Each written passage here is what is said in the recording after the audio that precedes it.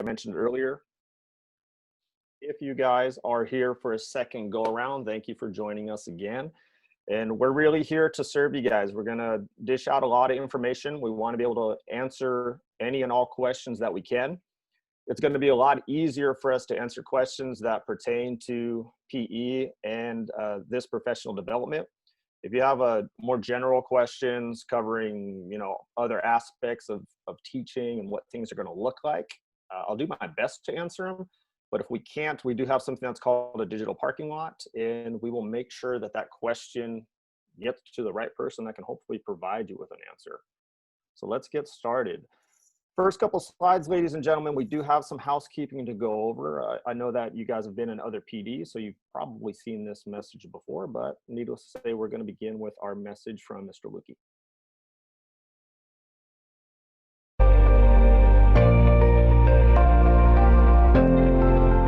Good morning and welcome to Summer Virtual Institute. I appreciate and thank all of you for joining us this week and willing to learn with us as we lean into a new year of learning with our students. This is not the instructional program that we had hoped to accomplish this year in terms of our students starting the year in a virtual format. But I believe that together we will build a strong instructional program to support the students of our district. So I want to speak a little bit about the importance of this week's learning with respect to our instructional program and emphasize a couple of key points for us before we start today. First and foremost, I'd like to emphasize the importance of understanding what the state is requiring of school districts this year, and that there are a set number of instructional minutes that we must adhere to. It is our goal that through the virtual nature of our instructional program over the first quarter, that we can rise above and beyond those minimum minutes, ensuring that our students receive ample in-person to the best of our ability instruction, meaning synchronous learning, where we are zooming in with our students online, supporting them, teaching them, equipping them with the skills to be successful in this virtual format. And then we are also balancing that with what we call asynchronous time, where we are assigning kids to complete assignments through many of our instructional tools and resources, while we as teachers and educators work in small groups with students who simply need more time with intervention. And so you are going to receive a lot of information from our instructional services support team. You are going to receive a lot of tools and resources to support you with the instructional design of our program for this year. Just know that we're in this together. Let's support each other. Let's be there for each other, and let's work together to make the very best and strongest instructional program for our students. So once again, thank you very much. I look forward to learning with you this week, and I look forward to a successful school year. Thank you.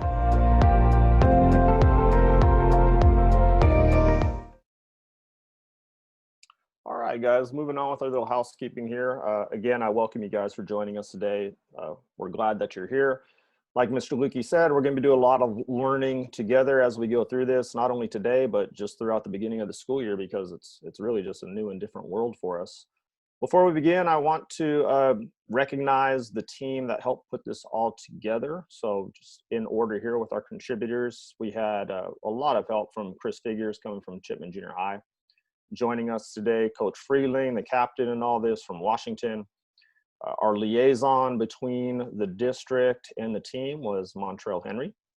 Our facilitator today, Bertha Lopez. Another person that played just a gigantic role in putting all this together was Sarah Voss from Stern Middle School. And then I am your host today, Richard Robato from Sierra Middle School. We're going to go over a few norms for our meeting today. And just so you guys know, this session is being recorded. And the reason we're doing that, it's not to spy on anybody. It's that you may want to reference this PD later on. Or for someone that was not able to attend, we're going to take one of the 4 meetings and make it available digitally that somebody would want to watch at a later date. Please know, again, that you guys are not being recorded really in any way. It's primarily just Bertha's screen that will be part of the recording. So no need to worry about any of that stuff. I want you guys to know that this is a safe space to learn. We're going to go over a lot of new information today. So please know, nobody's being judged here, guys. It's totally a safe space. Technology ready. That is completely up to you guys. If you want to have cameras on, I do ask though that the microphones be off unless you're going to ask a question. We haven't had an issue with that yet. You guys are doing a great job of that, so I really do appreciate that. Please have an openness to figure out what works. Again, a lot of new stuff, so try to keep an open mind, ladies and gentlemen. Engage and participate fully. The level of your engagement and participation is completely up to you. We're not going to have breakout rooms. I'm not going to have any tasks for you to do. You're going to participate as much as you want, as much as you see fit. Participants are muted upon entry. Like I said before, unmute yourself if you have a question to ask. If you don't want to ask, you can use the chat feature to ask that way. And then finally, last but not least, we ask that you make sure you complete your evaluation and sign out at the end of the meeting. You know that the sign out is crucial because that's how we get paid for this, and they will be entered into the chat around the last 10 to 15 minutes of the presentation. More housekeeping, the BCSD core priorities. Priority number 1, a culture of collective efficacy. I want you guys to know that we had a team of people working on everything we're presenting you today. We had a team of people working on everything that we've loaded up onto the district website, which we'll be using as resources. And please know that we always had you guys in mind when we created everything we did. Priority 2, a culture of teaching and learning. There's no coincidence that teaching comes before learning. The better we are, the better equipped we are to teach, the better product we're going to put out there for our kids, so the better the learning will be.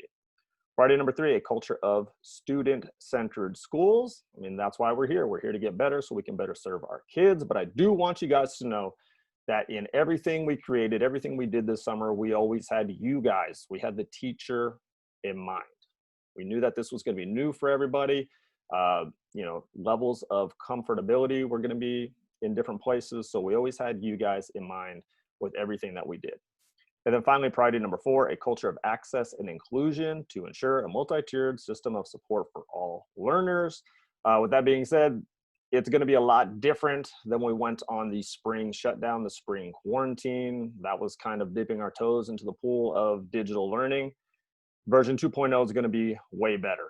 We've spent millions upon millions of dollars on Chromebooks, making sure that our students are going to have a one-to-one with technology. You guys are going to be granted new Zoom licenses if you haven't received it already, so you're going to have extended capabilities. The access and inclusion is going to be much better than it was before. All right, so on to the task ahead. I feel personally, guys, that we are going to have the most challenging task when it comes to distance learning and digital learning. I'm not saying this to try to scare you guys off or anything like that. If anything, we can kind of just pound our chest here because you guys know that we've kind of been the redheaded stepchild for the longest time. We've always had the most obstacles to overcome, the most hurdles to jump over, things of that nature. I mean, what other teacher, what other class will have, you know, 2 other classes dumped on them? Nobody. You guys are used to handling sometimes 70+ students at a time. So you guys can tackle this. You can climb that mountain. You can do this. But I'm saying that we have the most difficult task ahead of us because every subject is going to have to teach in a different way. That's just across the board. But we have to not only teach in a different way, we're going to have to start teaching something different almost completely. We're physical education. We are hands-on learning. We're all about doing. And in a digital environment, that's really hard to do. With that being said, we can do this, guys. We have a game plan. If you get on board, we're going to do this together. And I think that we've found a pretty, I don't want to say easy, but we've found a way to do this, guys. So let's establish some purpose. Within this PD, we're going to learn how to support learning, health, and wellness for our students in a digital format. And we will be successful when we understand essential learning for our students and can find and create resources to support that learning. The last portion of that sentence is underlined because the finding and creating resources, that's huge for us. One of the other mountains we have to climb is that as a department, as a subject, we don't have any type of adopted curriculum that we can fall back on. We're basically starting from scratch, and we had to go out and find a lot of things. And we're gonna have to continue to search for these things as the year goes on. So now the big question here is why? Why is this so important? Why are we doing what we're doing? Well, the stark reality is that many of our students have been inactive since the March shutdown. And it's our responsibility as PE teachers to get them active and healthy, especially given the fact that health conditions play a huge role in combating disease. We will use new avenues and delivery methods to bring content to our students and explore a vast array of topics within our content area. The essential standards. So the first thing that the PE summer work team did this summer was look over the standards for the 3 grade levels of 6th, 7th, and 8th grade, and have to pull out what were the essential standards. So in the shortened time frame that we have, we're not able to teach or go over every standard. So we had to look at them and find out, Dean, which ones are essential? Which one are essential to learning? If you guys are having trouble falling asleep at any point later on, you can go ahead and click on these, and I promise you they will put you to sleep because they're boring. So I'm going to spare you a lot of this information and just point out standard 3, which is our main, just our foundation, our cornerstone, our key standard, and that is students assess and maintain a level of physical fitness to improve health and performance. That is what we want to focus on no matter what happens. So physical activity is just one part of what we're going to do. We are going to adopt this acronym of HOPE, and that stands for Health Opportunities Through Physical Education. So in addition to getting our kids active, we're going to start to go over health lessons, things of that nature, because we do have time to fill. We do have to have content to deliver to our students. So now earlier we were talking a little bit about scheduling and what it looks like. I do want to stress, guys, that this is tentative. As far as I know, the schedule has to be bargained. This is an issue with beta. So this isn't concrete, guys. What I'm showing you right now isn't set in stone. And I don't know if you've seen anything like this, if I should even be showing it, but I just know personally, I have to know what's ahead of me. I have to have at least an idea of what the day is going to look like. And everything that I'm going to present to you today in the modules is based off of this schedule. So it just makes sense for me to show it to you. I'm going to gloss over this, guys. We're not going to spend a whole lot of time. I will answer as many questions about this that I can, but keep in mind, this is a bargaining issue, so I don't have all the answers on it. So let's look at the first 20-minute block of time, the 8:15 to 8:35. The grouping there, they're calling for synchronous learning. You're going to see that theme like Mr. Luque talked about in the video. We have synchronous learning and asynchronous learning. If you see synchronous learning, that means we are all doing it together. It's in a live format on Zoom or some other medium like we're doing now. If it's asynchronous, that is more of an independent activity. Your students may be doing it on their own. So within this first 20-minute time block, synchronous learning, they're calling for SEL lessons. SEL is more or less a school site decision on what you're going to be doing. I know that for middle school teachers such as ourselves, we are focusing on second step, and that's what those PDs have been about. So I think it's pretty safe to say that your middle school, your junior high is going to adopt second step for any SEL allotted amount of time. But again, that's going to be a school site decision, and really your principal is going to have more information on that for you. So we're looking into our learning blocks here. So our first 90-minute block, we can see that it's made up of asynchronous and synchronous learning. For the sake of physical education, for the sake of what we're going to show you today in the modules, we have tried to break that time up with a 50-50 split of asynchronous and synchronous learning. So to put it in simpler terms, about half of that 90 minutes you will be teaching live with your students, and then the remaining half they're going to be doing an independent activity. The way the schedule is set up right now, you will not see every period every day. It alternates. So on one day you would see periods 1, 2, and 3, and then the following day you would see periods 4, 5, and 6, which I'm kind of showing you down here. We have instructional days. We can see that day 1 at the bottom actually covers Monday and Tuesday. So to put that in simpler terms, you're basically going to be teaching the same lesson, the same content in back-to-back days. So period 1 through 3 would get the same thing, and then the next day, periods 4 through 6 would get the same exact lessons that you were teaching the day before. All right, I know that I've threw a lot of information at you guys right now, so I'm going to pause for a moment. If you have any questions, you can feel free to unmute yourself, or if you'd like to use the chat feature, let me know, and Bertha will address your question. Freeling just wanted to add that according to his beta rep that they're going to be using this schedule. All right, that's reaffirming, because everything we've made has pretty much been based on this schedule. And since we're talking about it, it'll kind of give you an idea of what next year is going to look like. Do we have any Hi other questions guys. in the chat, Bertha? So I have one more thing. Yes. This will be the schedule. However, they're still working on start date. Got it.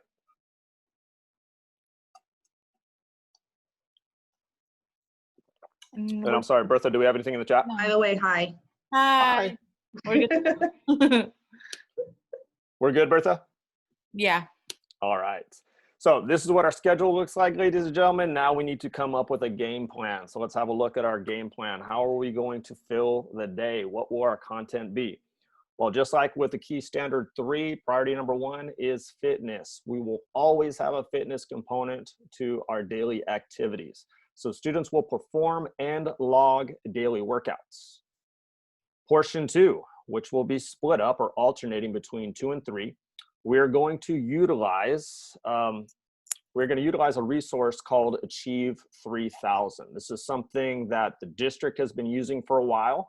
Your school site may have already adopted this. They may have been using it for a while now, which is really good for us, because what that means is our students are familiar with it. We adopted it into our PE program last year at Sierra, and we really liked it, not only because of everything it provides to us, but also, like I said, that our students knew it. And in many cases, the first few times we used it, the students were more proficient at it than we were. So it was just a huge bonus to us. Something that is brand new that hasn't been used is we are going to start to utilize a website called ck12.org. And we're going to use CK12 because they have middle school health curriculum. And they also have middle school science curriculum, which we're going to tap into to cover areas of anatomy and things of that nature. To supplement the CK12 lessons, we have created some quizzes via Google Forms that you're going to be able to assign to your students for accountability, grading purposes, proof of participation, things of that nature, all these things that we have to have. And then finally, we are going to have our students get creative. Our students are going to create projects. For the sake of the first 3 modules, we are asking that our students create video projects based on the workouts that we're going to have them do. I know I'm throwing a lot of information at you guys right now. This will all make sense when we jump into the Module 1 overview. So with that being said, let's have a look at Module 1. If you guys, I know some of you have had a chance to look at this already. This is on the new district website, go.bcsd.com/DFP. The first 3 modules are loaded up there, and you guys are able to look at them at your leisure and use them however you see fit. But with that being said, we're going to jump into Module 1 here. And while it's loading up, I'll let you guys know that Montrell chimed in and she let us know that while the schedule seems to be set, the start date is still being worked out. So the dates you guys are seeing on here are tentative. I just kind of guessed that the 19th would be the starting date. And the reason I put the 19th there is that if we do in fact start on the 17th, which has been suggested, you're going to use the 17th and the 18th, that first day of school, for getting to know you activities, letting your students know who you are and how your classroom works, and that we would actually jump into PE specific content on the second day of school. So let's have a look at the module. So here's our module at a glance. This is kind of going over the game plan that we just talked about. We do have our fitness log and our activities, and these are the names of the workouts that are found in this module. We do have Achieve 3000 lessons, and here are the titles of those lessons. Health lessons coming from CK12, and those are going to be on physical activity, exercise, and nutrition. And then the project for Module 1 will be to use Flipgrid to upload a video of yourself. And by yourself, I mean the students. So here's an introduction that is found on all of the modules. Kind of, again, just talks to our students about what we are going to be doing in this module. The modules fluctuate between activities. We always have Achieve 3000. We always have CK12 lessons, but they alternate back and forth. Some of the modules have 3 Achieve lessons with 2 CKs, and other ones have 3 CKs with 2 Achieve lessons. Here are our goals we're letting our students know. Goal number 1, we want them to complete their daily workout and log their activity. We want them to complete all the 5-step lessons of Achieve 3000. We want them to complete their CK12 health lessons and quizzes. And then finally, at the end of the module, they're going to be submitting their video project. So guidelines for exercise. Since the first 3 modules are for the beginning of the school year, we included these guidelines at the beginning of all the modules. And we're just kind of going over basic information for our students, fitness evaluation, how they can set goals. In the next slide, we're talking about equipment and what to wear. Since our kids are at home, there's no reason why they shouldn't be dressed out and ready for exercise. There really is no excuse for that. And then finally, safety precautions. Our activities are designed to be done inside, but if for some reason, our students are deciding to do these activities outside, we'd want to go over these guidelines with them about, inclement weather, things of that nature, eating, illnesses, just a real basic overview. All right, before we begin, we've got our motivational quote there. And now we're looking at a calendar. So this calendar is showing the 4 exercise routines that are found within this module, day 1, day 2, day 3, and day 4. If you or your students click on this picture poster, it will bring you to a larger version of it so they can see exactly what it looks like.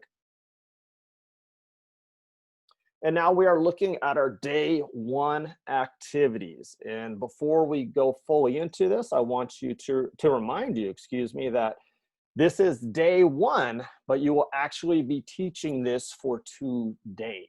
Since we don't see all of our kids every day, day 1 will be taught in 2 consecutive days, such as a Monday and Tuesday. So this overview is showing us that on day 1, we are going to have an Achieve 3000 lesson, and we do have a daily workout. This one is called Story Mode, and you can tell that both of these items are clickable. If I were to click on this one, it would take me to Achieve 3000. If I was logged in, it would take me straight to the article. If I'm not logged in, which I currently am not, I would have to log in and it would take me there. Clicking on this picture is just the same as the calendar. It's going to enlarge it and show me a bigger view. All right, so since our first activity is the Achieve 3000 lesson, we are going to kind of give a little bit of a review of, or excuse me, at this point it would be a preview of what this lesson is all about. So this first lesson for Module 1 is called the 20-minute workout. So the 20-minute workout article is all about circuit training. Circuit training is most likely going to be a new concept for our students. So at this point, we would be asking our kids, what is circuit training? We'd want to kind of just go around the digital room here to see who knows if anybody has an idea of what circuit training is. So you have a lot of options at this point. You could have students start to type in answers in the chat box. We could have students unmute themselves and they could answer you that way. If you're feeling more proficient and comfortable with Zoom, you could create things like breakout rooms. You could have students have discussions within the breakout rooms, and then you could pop in and out of those rooms to see what they're thinking and what their answers are. And then, just the reality of this is we're going to have some students that don't want to participate. We're going to have some students that don't know what it is, and that's fine. And with that being said, we have added 2 videos here that talk about what circuit training is. So to gain interest, make sure our kids are paying attention, we would play these 2 videos for them. It would give them an idea of what circuit training is all about. And then after that, they may have a different answer to give you, or those that were too shy or didn't know what circuit training was, they would then maybe feel a little bit more inclined to give you an answer. So now we're moving into our next question, and this is really more related to the topic. It's more related to the article that our students are going to read, and that is 20 minutes enough time for a workout? Circuit workouts are popular because they can be completed in a short amount of time. However, some people think that they are too short to be an effective workout. What are your thoughts? So again, we're asking students to type in their answer in the chat box. We're asking students to unmute themselves and give us a verbal answer. We could create breakout rooms. You could be using other resources like Jamboard or a Google Doc where students could be putting answers in. You really have a lot of options when it comes to getting response from your students. After we give a little bit of time and have our students give their answers and share out, we would be moving into step number 1 of an Achieve 3000 5-step lesson. So Achieve 3000 lessons always start with a poll question. So the poll question for the 20-minute workout asks our students, are gyms that offer circuit workouts a good idea? And you can see they have several different choices. They would bubble in their choice, and then underneath that, there is actually a text box where we would ask our students to type in, or you can see here, explain why they answered the way that they did. All right, I'm gonna back off for just a second because I know Achieve 3000 may be brand new to a lot of people. If you have a question thus far, please feel free to ask or drop it in the chat box and Bertha will let me know what you're asking.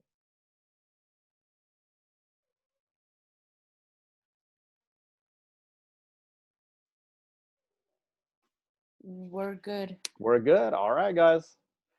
So the Achieve 3000 lessons that we're focusing on, ladies and gentlemen, are called 5-step lessons or 5-step activities. And we really want to make sure that we're using the 5-step activities or lessons because they have the most content.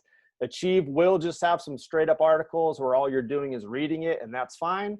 But we want to deliver the most content, give the best experience to our students. So we've decided to make sure that we only adopt the 5-step lessons. So here are the 5 steps. We just saw step number 1. That's the before reading poll. We're kind of seeing where our kids are at, what their opinion is on this topic before they actually read the article. Step number 2 will be to read the article. When they're done reading the article, they move on to step number 3, which is an activity.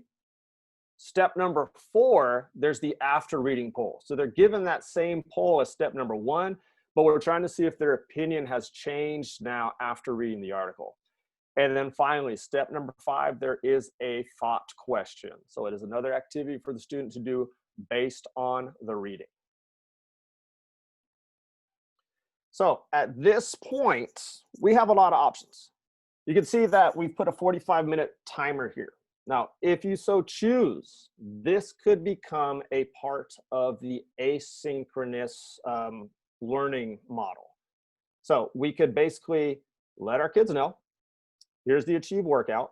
It's been assigned to you. You're gonna have 45 minutes now to complete the 5 steps. And the reason we chose a 45-minute timer is that based on our past experiences of using Achieve in the PE classroom last year, that's about the time that it takes our students to finish a 5-step lesson. Something I failed to mention before, Achieve lessons are leveled at an individual student's reading level or lexile. So all the kids are gonna get the same content, but they're going to receive it at their own individual reading level, which is a really cool feature. If you choose, and I highly suggest to do it this way the first few weeks or even the first few days of teaching Achieve 3000, is that you could open up this article and you could begin it as a class reading. You could go over the article completely yourself. You could do kind of a guided reading where you're asking students to join in and read it off your screen, and then turn it over to them for the asynchronous learning where they read the article at their level and do the other 4 steps.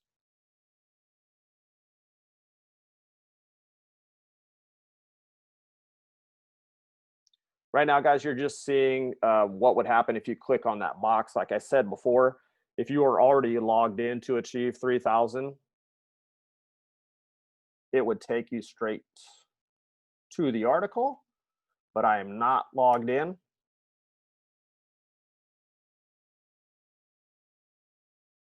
So I'm going to try to log in through Clever.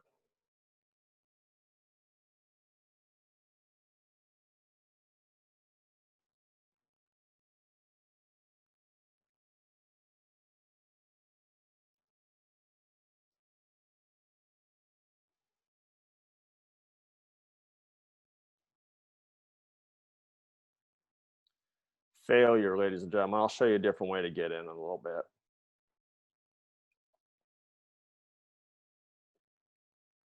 Okay, so back to getting back on task here. So at this point, we could set our students free for 45 minutes. I'd start the timer. When the 45 minutes is over, we'd be able to come back and debrief, talk about the lesson. We could look at the before reading poll. We could look at the after reading poll to see how things changed.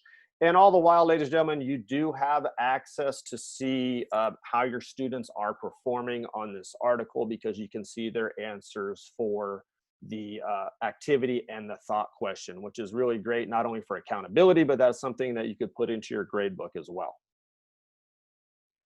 Once we have wrapped up with the Achieve lesson for today, we're going to be shifting over to our physical activity. So we're calling this our fitness break, and all that simply is I'm going to preview the daily workout with my students.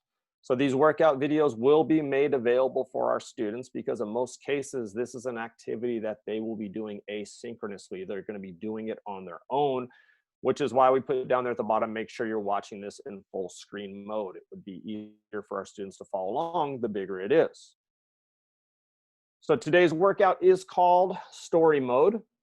And it's important for our students to know the name of the workouts, because when they fill out their tracker, let me mute this, guys. My apologies. It's important for them to know the name of the workout, because they're going to have to put that into the tracker. So in addition to knowing the name of the workout, they need to know the name of all the exercises that are made up in the workout. And that should be really easy for them to find, because they have the video in front of them.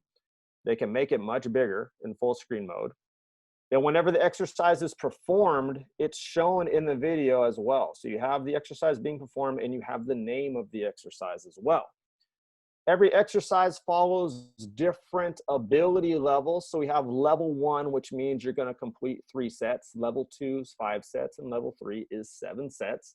And that is also a part of the fitness tracker that I'll be showing you later. Students are going to have to fill in which level they completed. So I'm not going to play this whole video for time's sake, ladies and gentlemen, but we will kind of go through it. So you can see the first exercise is a lunge. So 6 lunges are being displayed off on the side. The next exercise will be shoulder taps, and then so on and so on. In between every set, there is a little picture of a water bottle that pops up. So we're trying to encourage our students to take a break as needed, make sure that they're staying hydrated, especially in these warmer months.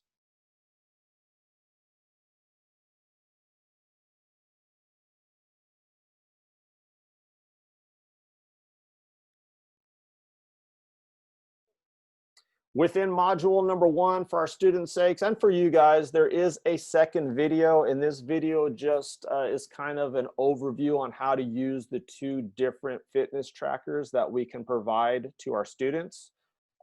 We will talk more about this really in depth, so I'm not going to show the video to you guys, but you do have access to these modules, so you can watch them whenever you want. Before we move on to day 2, because day 2 is going to cover a different content area, I'd like to stop for just a second to address any questions about either Achieve 3000 or the fitness videos. No, I just wanted to add, to reiterate to the kids that even though they're at home, that, like you said, they do need to dress out, and they do need to have the proper footwear. So maybe not doing the workout in slides or socks would probably be helpful. Hey, that would make me a total hypocrite, because I think I was in socks in that last video. You're a pro, though. That's different. All right. Are you seeing any questions, Bertha? Nope. Nope. All right. Let's move on to CK12 and day 2. So now, day 1, don't forget, guys, you taught that 2 days in a row. So you delivered the same thing on a Monday and Tuesday. Now we're looking at what we do on a Wednesday and Thursday. This is day 2. So we're not going to do Achieve today. We are going to do a CK12 health lesson. But we do, of course, have an exercise routine today, because that is priority number 1. We are always active. We are trying to be physically fit. So the title for our CK12 health lesson is Physical Activity / Exercise. So now, I am showing you guys this screen here because CK12 is compatible with Google Classroom. Everything that you take from it, you can directly link to your classroom. So when I'm going over this with my students, you can see that this is a little snippet of a Google Classroom. So I'd be showing them, ladies and gentlemen, you need to find this post right here, CK12 physical activity and exercise, because they're going to need to click on that because it's actually going to open up the article for them. Before we begin our activity, and I think we're going to look at this a little bit deeper today, guys, we're going to go over the objectives. So we do have 3 objectives for this lesson, and that's to describe the benefits of an active lifestyle, distinguish between aerobic and anaerobic activity, and finally describe the cardiovascular system and its functions. So when we're done with the objective, we transition over to the actual article. And again, this is just a little snippet of what the CK12 page looks like. We're going to open this up. And this will be a little bit of homework for you guys today. You are going to want to join CK12. Make sure that you join as a teacher, not a student. And it's going to be really simple because CK12 is one of those websites that allows you to join with Google. So you're going to join with Google, make sure that you use your BCSD account, not your personal account. And then from there, you're going to have access. It's that simple. So here's what the article looks like from the teacher's perspective. This is physical activity and exercise. We're going to kind of just go over the layout of it. We can see it starts with the picture. We've got the Globetrotters leading some type of PE class, it looks like. And underneath, this concept consists of 2 videos discussing physical activity and exercise. Each video link is followed by a set of questions related to the video.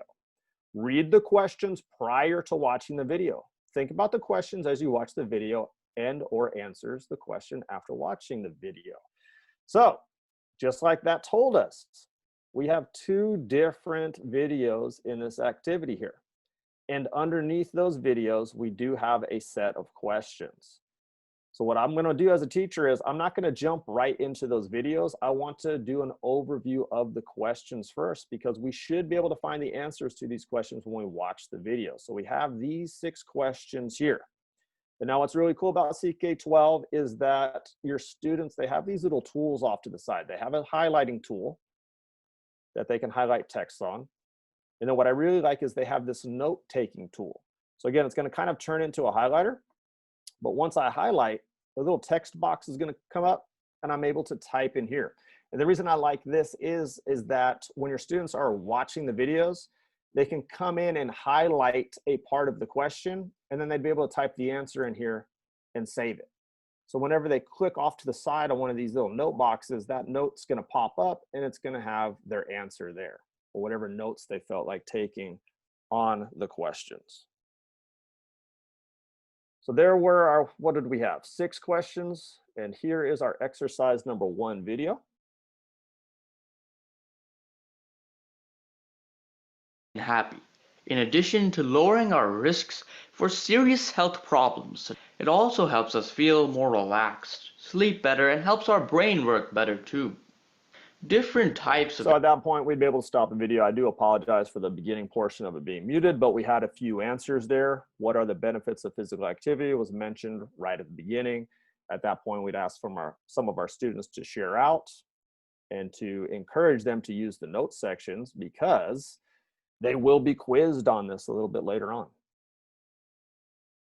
Exercises target to varying degrees different parts of the body, such as the heart and lungs of the cardiovascular system and the skeletal system, including the skeletal muscles, bones, and joints.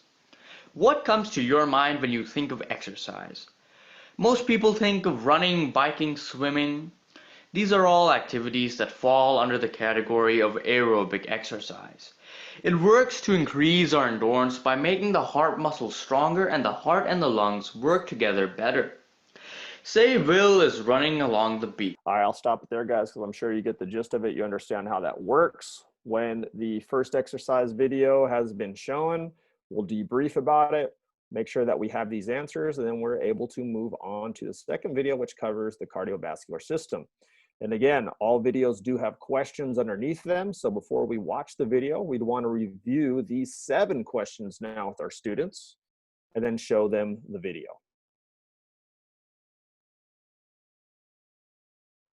Once that is done, we could then make quizzes available to our students via Google Classroom. So just so you guys know, quizzes have been created. They have been shared with you. You can access them through the DFP website. What you're going to need to do, though, is make sure that you make a copy for yourself. And then from there, you're going to be able to assign them to your students via Google Classroom. All of the quizzes are, of course, based off of the lesson. We're not trying to trick our students, throwing many curveballs. The majority of the questions do come from the videos, but there are also some questions based on vocabulary, which you can see toward the bottom of the CK12 page. There are vocabulary words. So the bulk of the questions, as I stated before, are based off the videos, but we did throw some vocabulary questions at them as well. So we're going to make sure that our students know where the vocabulary words are, and we're going to encourage them to have a look at them since they are part of the quiz. The way you administer the quiz is completely up to you. We do want to have a high level of student success rate. So I know personally, I will be allowing my students to do this kind of as an open book quiz. So I'm going to encourage them that when they take the quiz, make sure they open up the CK12 article as well, because if they can't find an answer, they should be able to find it by reviewing the information again.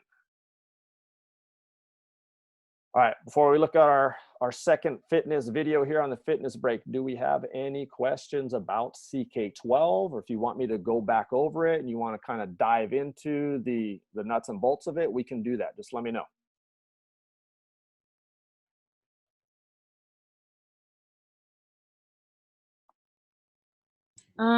Can you show how to, Bonnie has a question too, but can you also show how to create a copy of the quiz and add it to the Google Classroom for Freeling? And Yes. for anybody else who needs it, basically? Yes, and I think what we'll try to do that, Coach, maybe in the second half when we really look at the quizzes and the other pieces. Okay, and then Bonilla, I believe, had a question. Bonilla. Hey, Rich, are these, so is the same thing being taught to 6th, 7th, and 8th? Did I miss that? Or are they different? I apologize, Mr. Bonilla. Yeah, I failed to mention that.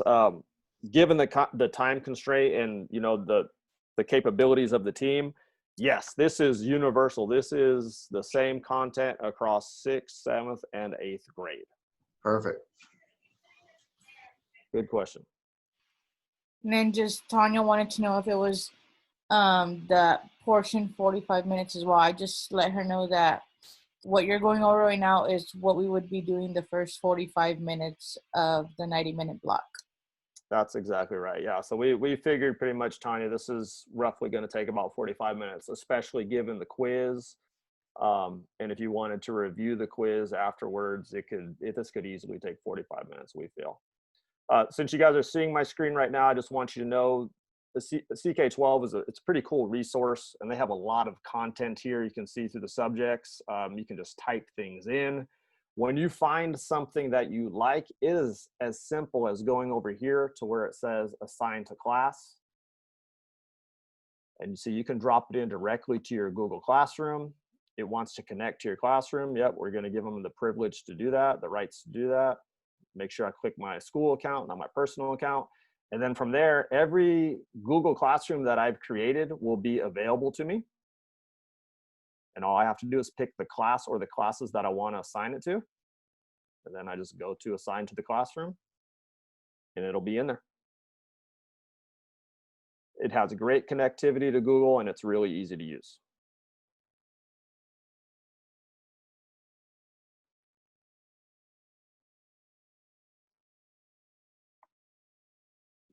Okay, I think we're good. All right. Just want to get to the fitness break. All right, so here we are. This would be our second workout of the module. This one's a little bit more cardio based. We are calling it Brain Boost. And just like with our first video, we follow the same format. We begin with the title slide that has the name. We'll be looking at the poster that overgoes the exercise. This one's simple. It only has 2 different exercises.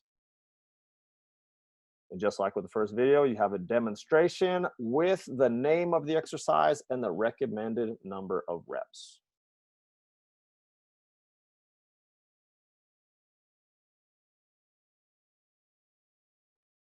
Before we jump into day 3, any questions?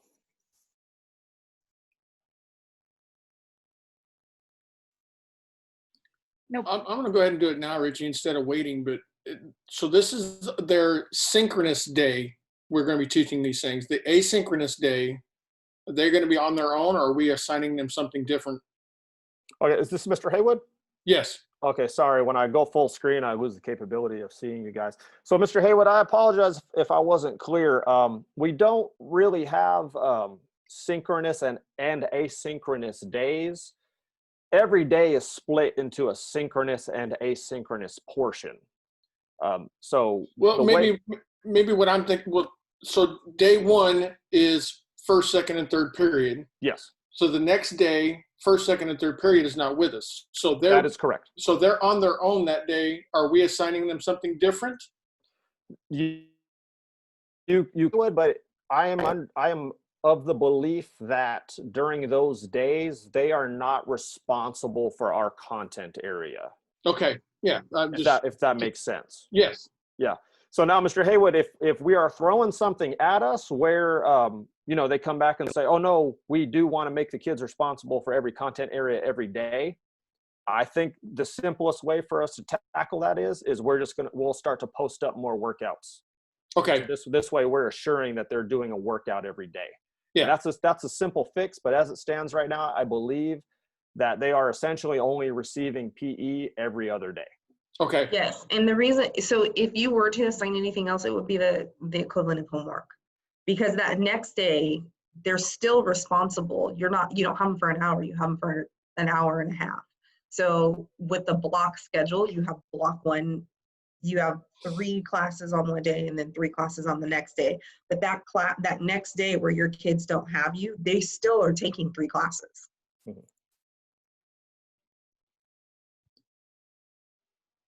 Got it. That's a good question, and I hope that it clears everything up. And then in regards to synchronous and asynchronous, like we said before, we're shooting for about 45 minutes. We'll be done together, and that should be either the Achieve lesson or the CK12. And then the student doing the workout and logging their activity, that is the asynchronous portion. All right, so we have completed an Achieve 3000 lesson and a CK12 lesson. So we're just following the pattern here now that we are back to an Achieve lesson. So this one is titled Healthy Fries.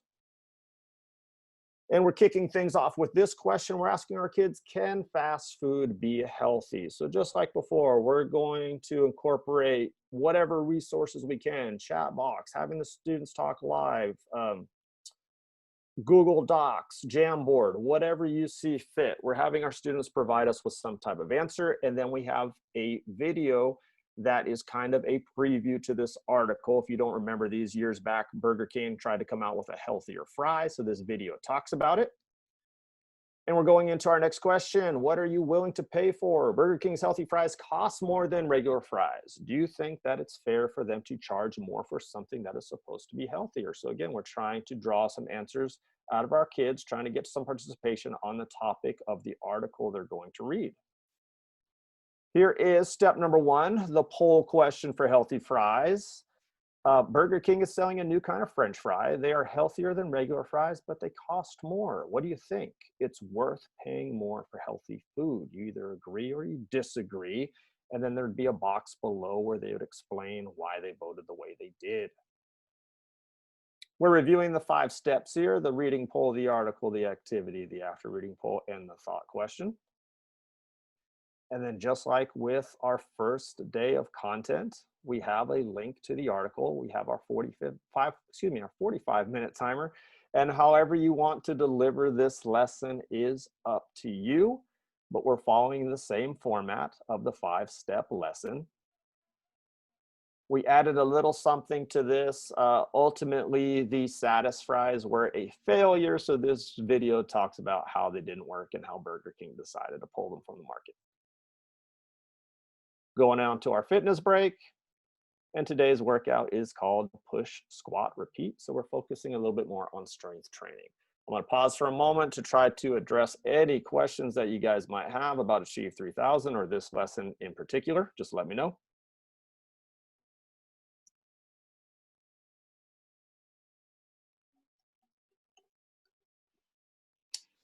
We're good. We're good. All right. So if you couldn't guess, if on one day we did an Achieve 3000 lesson, guess what's next the next day? It is a CK12 lesson. So day 4, we have CK12 again. And of course, we do have a workout to perform and log. So CK12 lesson this time around is going to focus on nutrition. It kind of ties into that Achieve 3000 lesson that we just did the day before. We were talking about health food or junk food. So again, this is a snippet of what your Google Classroom would look like. We'd want to draw our attention to our students here, letting them know, hey, in Google Classroom, find this post. It's the one that is titled Nutrition, and make sure that you click on it. Now, just a side note, guys, I have failed to mention this in the previous 2 PDs. You guys have access to this module, and we want you to use it. So when you have your copy of it, I really encourage you guys to take this snippet out, delete it, and replace it with your own, because your Google Classroom is going to look a little bit different. You know, I'm obviously not your student's teacher, so they're probably going to want to see your name. It's going to make a little bit more sense. Just like last time, ladies and gentlemen, we do have objectives. The objectives for this lesson were, there were a little bit more of them. There were more of them than the last time around. So we're going to go over our objectives with our students. After we've discussed the objectives, we would jump into the article. So we're being taken back to CK12.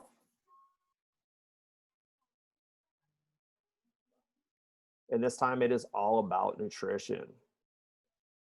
It's going to follow the same format as last time. We get that intro picture and a description of what to do. There we have a video. Before we watch the video, we do want to go over the questions. There are only 3 questions to go with the first video. With the second video, we have a set of 11 questions.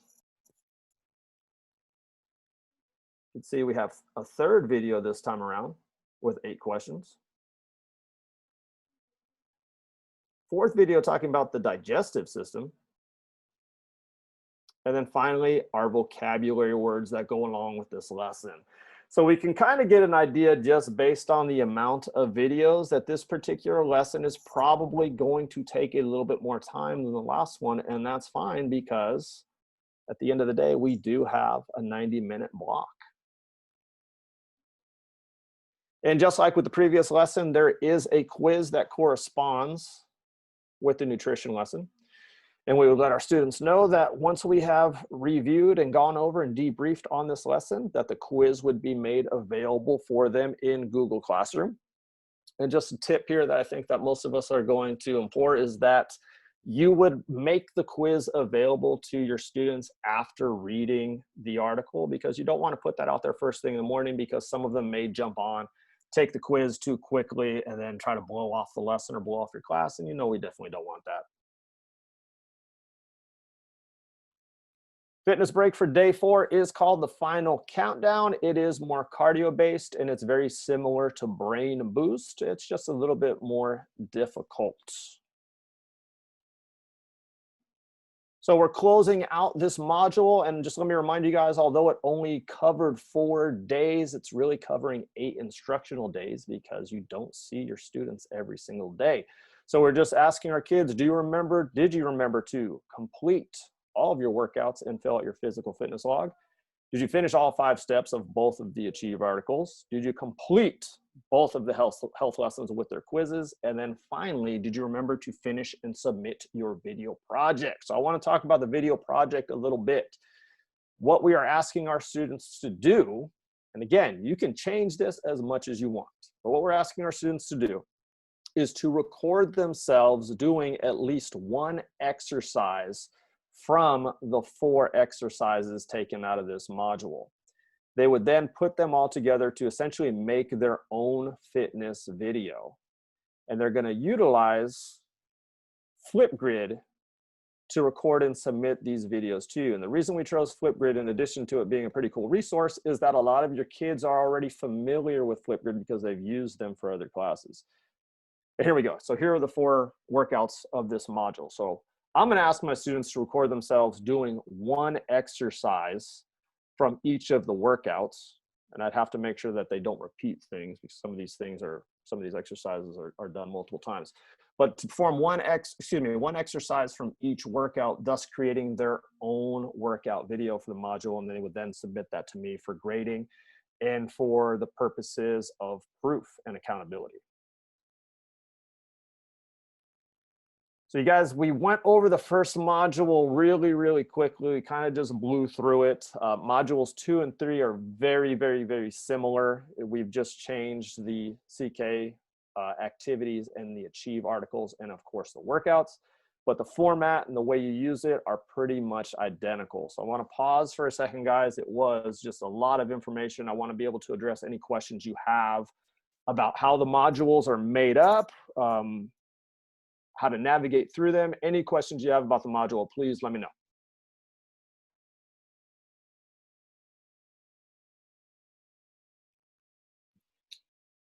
I was just gonna add that I know Roboto said that there's like the asynchronous and the synchronous. Even though for the workouts, you can have them do it on their own, you can also do it with them. So Roboto was saying like one day he's probably gonna work out with them. So he's gonna show his video. So he's gonna be like live working out with them. And so that could be an option as well. It doesn't have to be on their own for that portion, but that is a portion that if you want them to do it on their own, they can. Yeah, that's a really good point, Bertha. And then we know, guys, the earlier we are in the school year, the more we're going to have to take our students through this. I mean, that's natural. It goes without saying. This is new to everybody. So there's going to be a lot of guidance, a lot of extra hand holding toward the beginning. And then Pantoja wanted to know, how are we going to handle students whose parents signed the waiver to not have photos or video taken of them? That's a really, really good question, Pantoja. So at that point, we would have to get creative on our project. So just one thing I'm coming off the top of my head, if you have a student that says, I'm not signing the release, there's not going to be any video, there's not going to be any photos. What I would do, Pantoja, is I would still then have the students create a workout. So maybe I would have them use Google Docs. I'd have them use Google Draw to create their own workout. So what they could do is they could use the snippet tool, use the screenshot tool to actually pick out the pictures of those exercises, put them into a drawing or a document, and then have them come up with their own title, the name of the exercise, the number of reps, things of that nature. We don't want to let them off the hook. They still have to be responsible for creating something, but ultimately that's up to you. And it's whatever you want it to be. Maybe it could be they're creating some type of slideshow based on the workouts, or they're making a slideshow based on the achieve articles or the CK12 health lessons. It's a really good and valid question because it's probably going to happen to most of us, if not all of us. So we do need to have some backup activities and some backup projects for the students to submit to us. We do have a couple of other ideas, Pantoja. If you want to contact me, I'd be more than willing to talk to you about it, actually even share some things that we had created earlier in the summer but decided not to use. I meant, he's asking, like, isn't that only if we're sharing it with the community? Yeah, that's a valid point too, Jaime. I'm not sure. I don't have an answer for you on that. And then another idea was like they could do like a voice recording and describing how to do the workout exercises. There you go. Yeah, there's just, we're going to have hurdles like that, guys, and we're going to have to get creative. Hey, Rich. Yes, sir. Hey, on Flipgrid, you can make it to where it doesn't post the video to your Flipgrid so that you can at least see it and grade it, but it'll never be on the website. So kind of like a one-time thing, Josh? Yeah, it's like I forgot what it's called. It gives you the option, but you have to approve the video before you actually it posts on your Flipgrid. That's good to know. And just so you know, Josh, when we move on, a little bit later into the presentation, when I'm talking about Flipgrid, we're gonna revert to you. So just so you guys know, Josh has actually been utilizing Flipgrid in the classroom for a while now, and he was using that as a tool over the spring shutdown as well. All right, guys, if there are no other questions right now, we're gonna take a little 5-minute halftime, guys. You certainly deserved it. Into the second half. I'm gonna go ahead and begin my screen share again.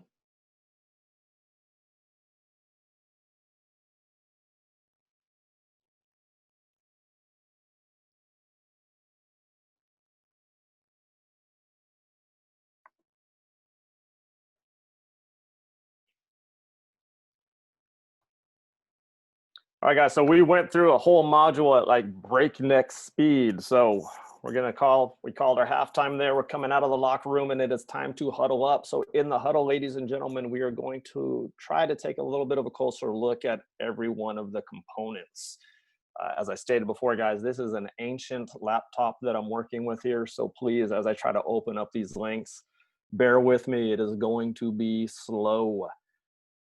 So shared with all of you guys, you do have access to the WOD, the Workout of the Day folder.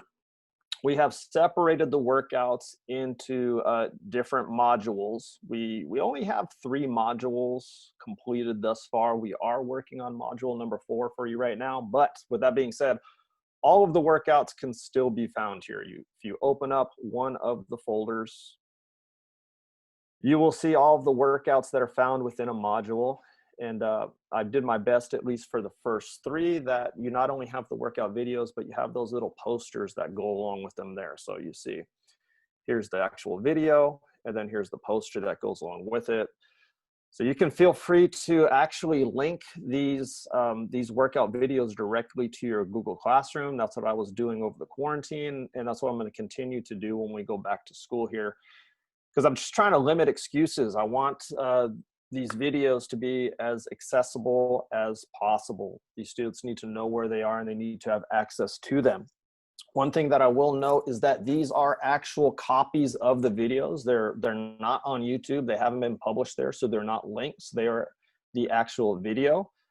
So you can embed these into lessons and you can watch them. If your students have that lesson downloaded already, you can actually watch them without having internet access. I know that's kind of techie. Your students can download things. You can make them available for watch later and things of that nature, but I'm not going to jump into that. But the reason I'm showing you this is I want you to know that you do have access to all of the workouts that we've provided, and we do have roughly about 40 so far. So within all of these little folders here, there's about 40 videos. All right, so let's move on to the tracker, because this is the big one. You have access to this folder that has the workout trackers in them. There are 2 different forms. We have one version of the tracker that was made by Chris Figures. He did an excellent job with it, and it is a Google form, which is what we're looking at here. We have a second version, and this was the one that I was using over the quarantine break, which is done via Google Docs. They are both assignable to your students through Google Classroom. We'll have a look at both of them so you can kind of decide which one you want to use. So let's go ahead and open up the forms version first. And again, I want you guys to know that when you open your copy of either one of these trackers, it becomes yours. You can rename it, you can change things, you're allowed to edit. You can reorder the questions, you can change the questions. It's completely up to you. So in this sample model, it's beginning with the date. We'd have our students input the date that the workout was completed. We're asking them their first and their last name. Really important information, not only for grading, but for your purposes of being able to sort out of who's actually completing the work. List the name of the workout completed. I was telling you it's really important for the students to know the name of the workout, because you can see right here, they're actually being asked which workout was completed. What exercises did you complete? So what exercises were found in each of the workouts? I briefly before talked about the 3 different levels. So our students would be bubbling in which level they completed. If they didn't complete one of the 3 recommended, they could simply click other. Okay, we're getting a little bit deeper here. We're asking them to rate their intensity level from 1 to 5, 1 being low, 5 being high. We would want to go over this with our students before we ask them to do this, because there's a really good chance they're not going to understand what we're asking them here. And then finally, describe your mood and stress level before and after exercise and physical activity. So here they're typing in short answer text, describing how they felt before and after the workout. Now, when they submit their video project, what they're able to do here within Google Forms is actually submit the video, and they can do that a few different ways.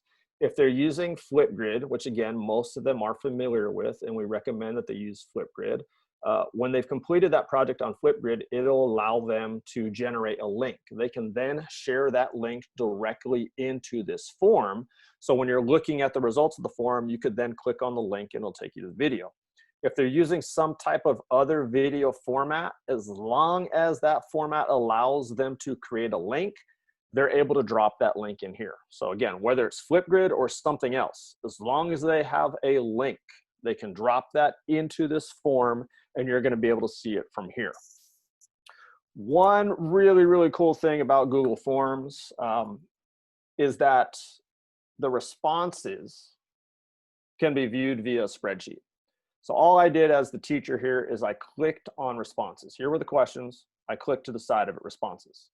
Nobody's done it, and that's why we don't have any responses. However, if this form had been filled out by my class, I would have the responses here, and then I want to just draw attention to this icon right here. It says create spreadsheet. If we click on the create spreadsheet, we'll create a new one. It would actually open up Google Sheets for me, and it would give me all of the results of that form. And since a mandatory question here is what is your first and last name, we'd have our students' names, and we would have an answer to all of the questions that we asked them on the Google form. And then toward the end, with the link, we'd be able to find the video link that they posted up.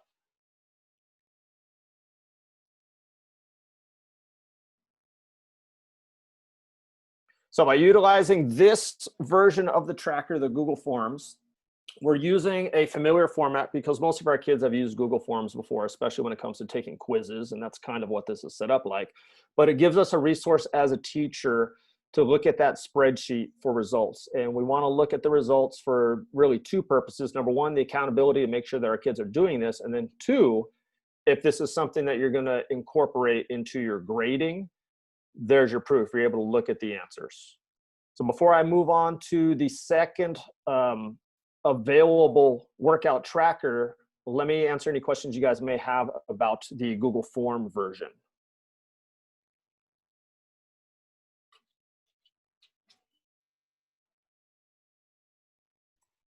I don't think so. I just wanted to add that on the Excel sheet that you opened up, you're able to sort it by names, whether it's your first name or last name, which will make it easier for like grading purposes as well. Exactly right. So I'm going to bring you guys into option 2 now. And this is basically what I was using over the quarantine shutdown. If you are a little bit more visual and a little less math, you may prefer this. The downside, I'll let you know to this, is that there's more to look at.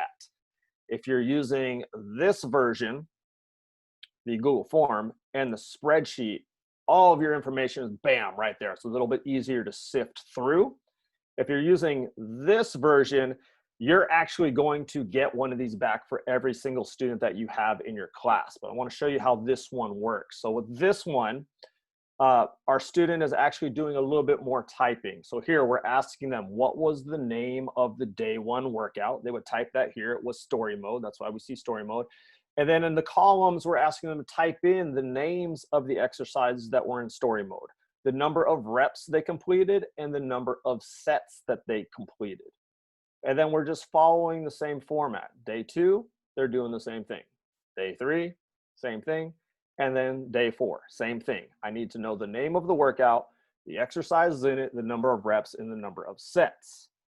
Now, when we reach the end of the module, so day 4 is over, there is a spot right here for them to drop in the link of their video. And no matter what format they're using for their video, be it Flipgrid or something else, as long as they can generate a link, they can drop it down here and I will be able to view it.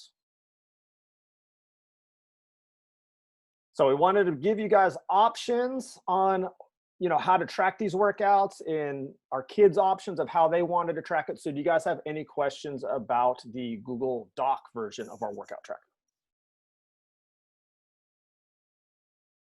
On the form version, can you show us really quick again? Somebody messaged me how to go to the Excel sheet. Like, how'd you go from there? Yeah, absolutely. So when you open this up, and after you've administered it to your kids and you have some answers, you're going to click right here where my arrow is going to the responses. So when I click on the responses, it would have the responses that my students gave me. And then you can see there's the sheets icon right here. So I would then click on this and it would open up the spreadsheet with the responses. Thank you. No problem. All right, so we're back to our huddle now. We looked at the workouts, we looked at the trackers. Let's look a little bit closer at Achieve 3000. So now this is where I actually needed to go to before. So I want to give you guys a disclaimer. If you just try to Google search Achieve 3000 or Google search Achieve 3000 login, it's going to take you to a login that unfortunately we cannot use. We have to log in through Clever. And you can find Clever a few different ways. You can just search for Clever login. That usually works. You can access Clever directly through the BCSD website. If we were to go to bcsd.com and then employees, there's the main portal login. You're going to log in with your email address, and Clever is one of the options. So I'm going to log in through Clever. I'm going to use Google. It's going to make it pretty much seamless. And when we log into Clever, it's going to show me all of the software that's available through the Clever suite. The main one we want to focus on is Achieve 3000, which you see is right there, our person doing the handstand. So there's Achieve. By clicking on that, it should take me straight to Achieve 3000 without any kind of extra login. So there we go. So what you guys are looking at here with a toothy tail, we call this the feed. When your students log in, they basically see the same thing, but their feed has been customized. Their feed is going to include all of the articles that their teachers have assigned to them throughout any classes. So whatever articles we assign to our kids through PE, they're going to see right here in the feed. So it makes things a lot easier for them to find. All right, so let's say we want to search for some articles. This is really cool because we can search by article name, we can search by topics, interest, whatever we want to do. So PE, we want to find a high interest article. We want it to be about sports. So I'm just going to go with the keyword sports. And it's going to start popping up articles that have to do with sports.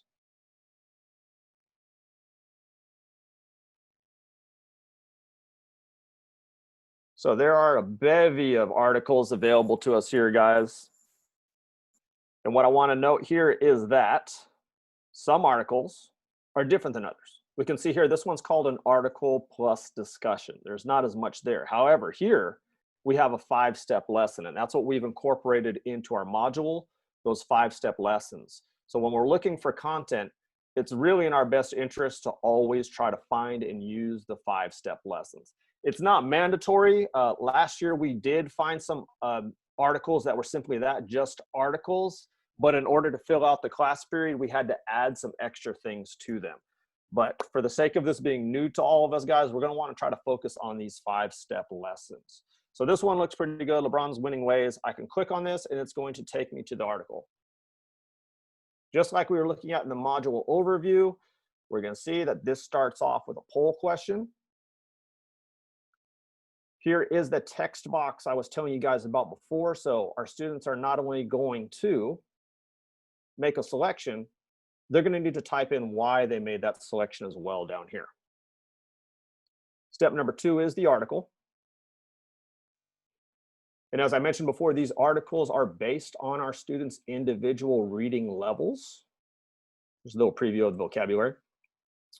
And you can see those reading lexicals are found up here. So we are able to change it to whatever we want. And a reason why you may want to change this is if you are deciding to do this as a guided reading activity, you're not going to want to have it at the 1080 highest reading lexile. You probably want to pick somewhere in the middle and then go over it with your students. When they do it individually, though, it's going to be at their own reading level. So you can see even the vocabulary changes based on the reading level. Articles done. Step number 3 is the activity. This is going to give you an idea of what the activities look like.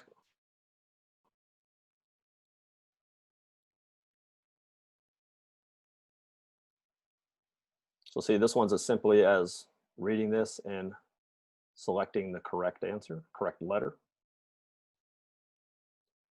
The after reading poll is the same as the before reading poll. We're just trying to see if their opinion changed.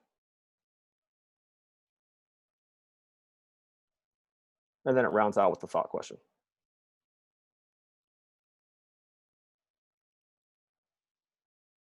And again, the thought question, just like the rest of the article, is going to be based on their reading lexile.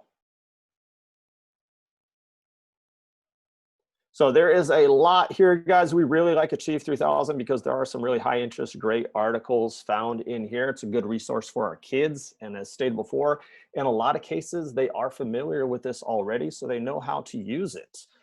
I would love to spend an hour, maybe in some cases 2 hours, going over more of Achieve with you guys, showing you how to assign these articles to your kids, how to look at all the answers. Just unfortunately, we don't have time for that.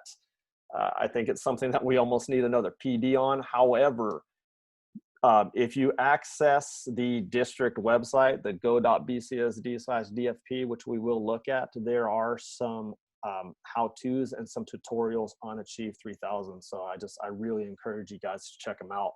The nice thing is, guys, once you get just a little bit familiar with this and you assign that first article, you're going to be a natural at it. It's really easy to use.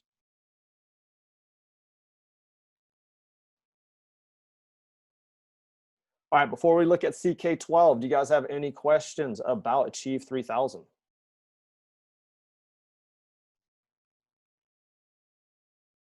Nope.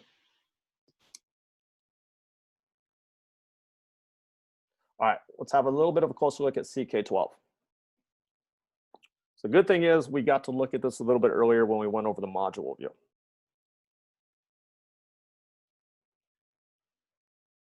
I'm going to backtrack a little bit on this because I'm already logged in, so I want to sign out.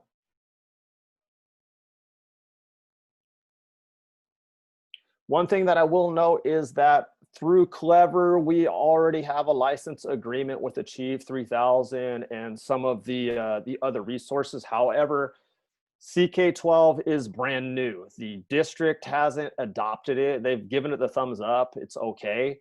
But really, as far as we know, we are the only subject area using CK12, which is great because we're making this ours. This is going to be ours. We want the resources to be available to us because we really don't have a lot. The other subject areas do.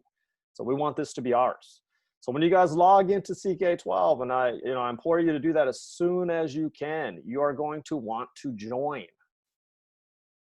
The website, by the way, is pretty simple. It's just ck12.org. So this is taking me to the teacher sign up. You are a teacher. You want this sign up. You don't want the student sign up. And you're going to sign up with Google. If you have your own private personal Google account, please make sure that you're using your BCSD account. It's going to make everything way easier to do because it does integrate with Google Classroom. So it'll take you through that. I already had an account, so it's kind of fast, but boom, you can see that is my avatar for BCSD. It's using my BCSD credentials. We are ready to go. I'm logged in. So when you log in, there are a lot of options, just like with Achieve 3000. I can search by subject here, or I can just start to type things into this box, and it's going to show me what it has. So I'm thinking about health lessons. I'm just going to type in health and see what it gives me.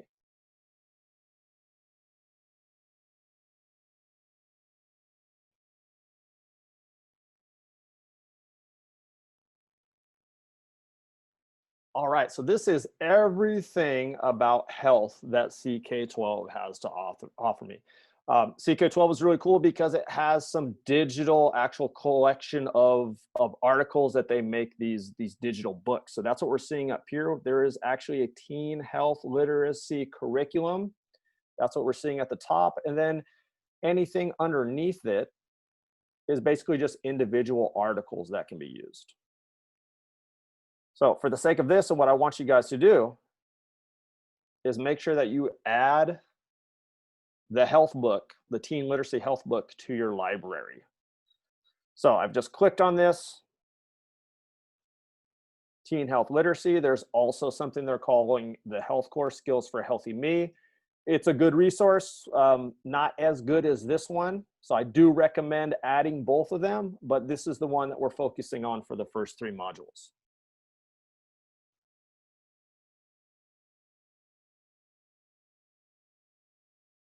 So here is my teen health literacy.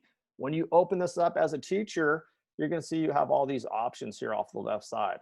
What you're going to want to do is add it to your library. I can't click on that because I've already added it to my library. It should be a clickable link for you. So you're going to want to go ahead and add this to your library. And then when you do, and you open up the library tab, you'll be able to find it in there. So here's our table of contents. This is everything we have used for module 1. We ended up using chapters 2 through 7. We did not use chapter number 8, and I think it's pretty self-explanatory why we did not include chapter 8.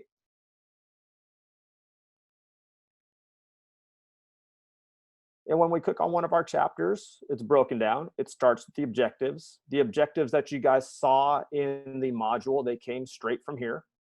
And then this is the article that's found in module number 1, all about nutrition. And kind of as I went over before with you guys, we do have options here, and here is where you would be able to assign this to your class simply by clicking here and then choosing Google Classroom.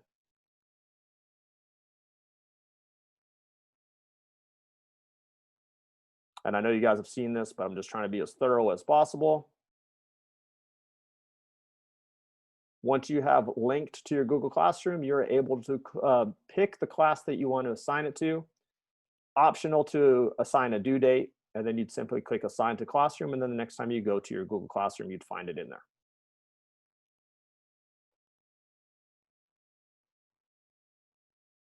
So just to give you guys an idea really quick.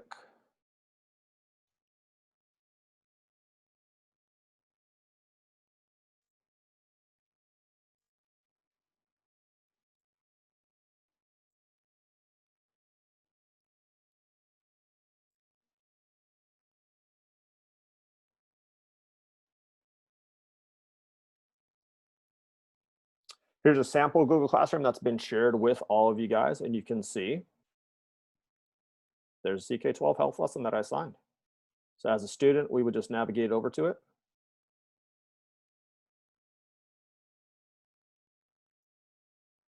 There's everybody it's been assigned to. Oh, I'm sorry, as a kid, they would just click here. Your students would click here, it would take them right to it.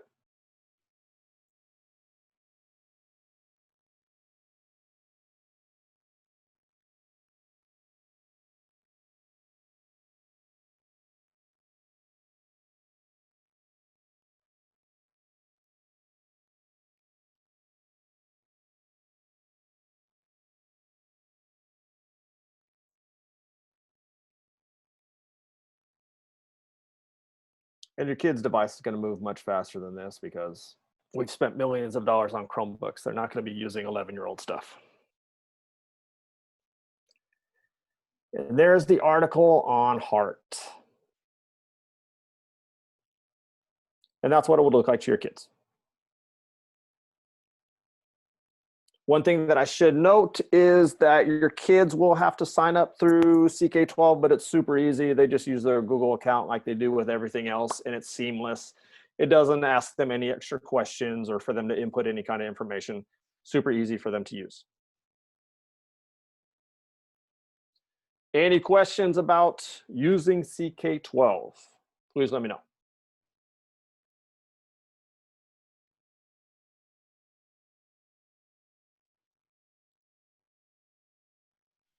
We're good. We're good. All right, guys, we're buzzing along. Student projects, assuming that majority of your kids are able and willing to record themselves. There's hasn't been a conflict of the photo release or anything like that. We are recommending that our students use Flipgrid. If you are a pro at this, like Josh and some of you other guys that are familiar with Flipgrid, guys, just bear with me, please forgive me. It is very new to me, ladies and gentlemen. I just started using it over the summer. I think we're going to come to find that a lot of our kids are better equipped to use this than we are, but hey, that is great. That is great when they know more about something than we do, because it's less of a burden on us, especially when it's so new. So if you are new to Flipgrid like I am, you're going to have to begin with the sign up. And like with most things dealing with education, there are two different avenues of signing up. There's a student sign up and a teacher sign up. Make sure you are selecting the teacher sign up.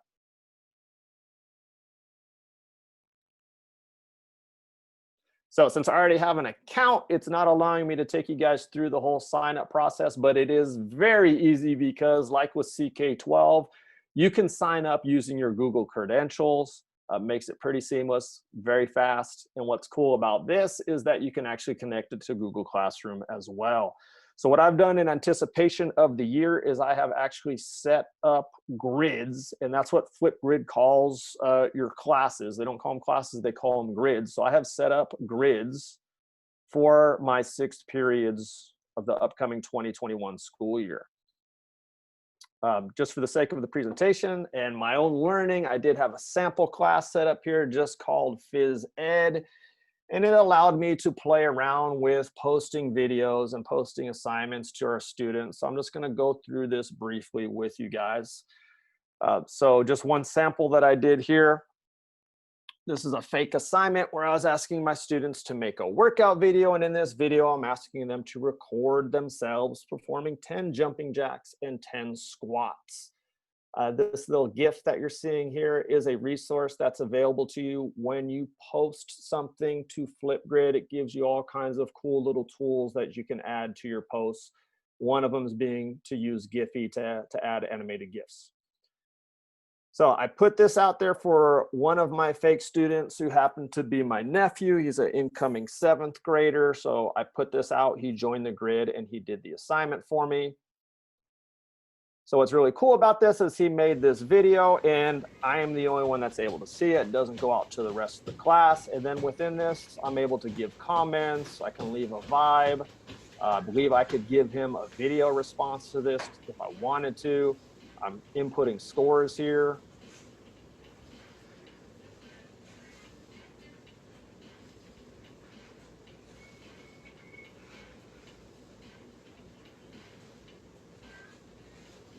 And then what you're able to see here, we have a flip code that can be clicked on to view. And within the sharing options as well, you can see I have that code. So I could embed that code into things like the Google form. I could drop it straight into Google Classroom.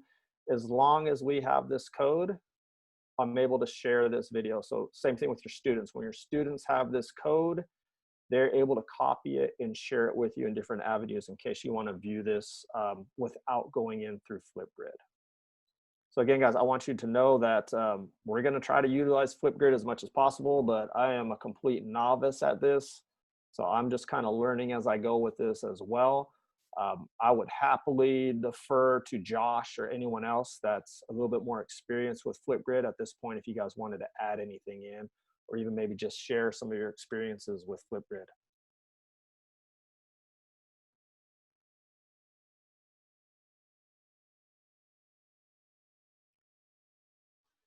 We are good. I have a question. Oh, never mind.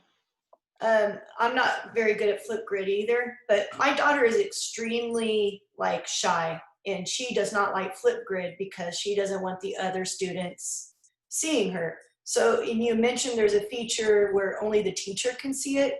How do I access that? Yeah, as far as I know, and again, I'm gonna just defer to Josh on this here in a moment, is that I don't even believe that that is something that you have to go out of your way to select. I believe that when a student submits something to you, that it is only viewable to you, that it doesn't pop up in the main page of the grid. that it's something that's just automatically only viewable to you. Josh, I'm going to defer to you, man. Help me out on that.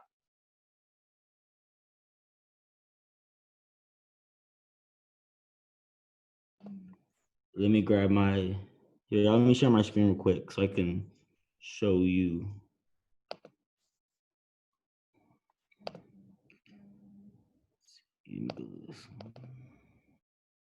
So you guys can see, so you see how I have the little handprint right here? Because it's moderated. It's moderated. So everything that is posted on there, I see it first because I had a student's parents, I was using talking points, and a student's parents text me saying that their daughter's shy and she doesn't want people to see it. So whenever you make a new topic, you type it in, all you do is click this little button, and then new videos will be hidden from students until you activate them. Awesome. So it's pretty simple. Just for all my grids, I just did it anyways, just so that, because I wasn't sure about the whole, is our kids gonna be okay or parents gonna be okay? So I moderated all my stuff just so I don't have to worry about it. That is great. Thank you, Josh. Yeah, perfect. Because my son, we saw everybody in his class, and he cheated. He just copied someone. But that's why my daughter didn't like Flipgrid, because she's shy. She doesn't want anyone to see her. Perfect.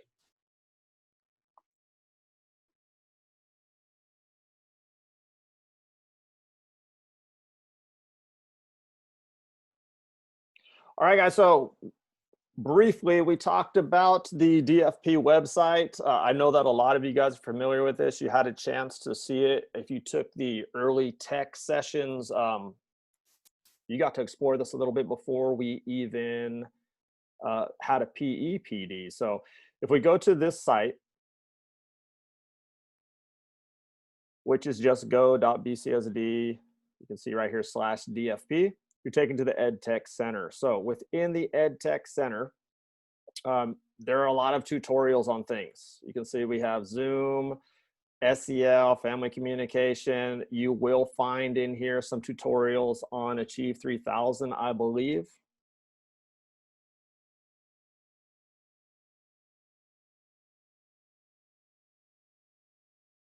There we go. So you'd want to click there. Look at that Flipgrid tutorial. I'm probably going to be watching that one later.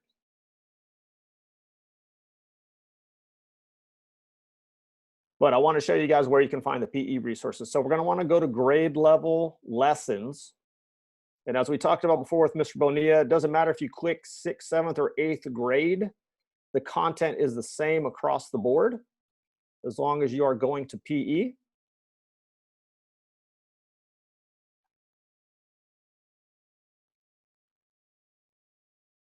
It's going to take you here. So this is an example of what a PE Google Classroom could look like. Not what it should look like or has to, but it's just an example. And we are giving you the code there in case you wanted to join it as a student. You do have access. Yes, sir. Rich, I don't think that we are seeing what you're seeing. Oh, my apologies, guys. What are you seeing right now? It just says Google Sites, explore it. My apologies, guys. Let me fix that.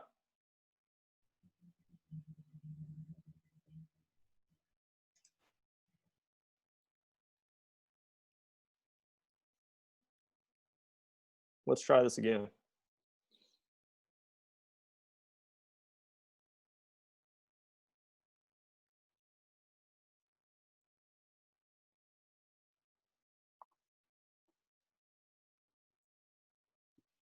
All right, are we seeing essential standards? Yeah. Okay. I apologize, guys. Let me backtrack a little bit right here. So this was the example of the Google Classroom that I was referring to.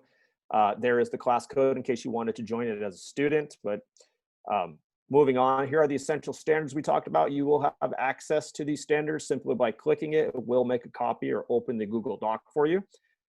And then on to the really, really important stuff. Here is the drive folder. And inside the drive folder, you're going to find just all the bits and pieces, all the nuts and bolts that make up all of the modules.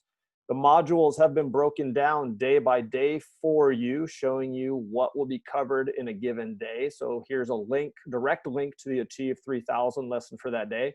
and a direct link to the video for the workout that should be done that day. And it just follows the same pattern, day 1 through day 4. Moving on to module 2, daily breakdown.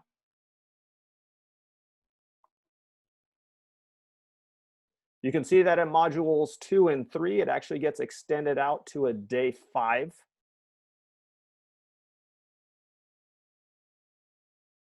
And we are currently working on some additional modules. So hopefully by the time we get back to school, we should be at the very least up to module 4. So that's going to extend that out. Really covering roughly, let's see, 2, 4, 6, probably about the first 8 weeks of instruction once we get module number 4 up. So guys, this is going to be our main go-to spot for resources in regards to PE. Going on that DFP website, 6th, 7th, 8th, it doesn't matter. Just make sure you're clicking on PE and it's going to take you here.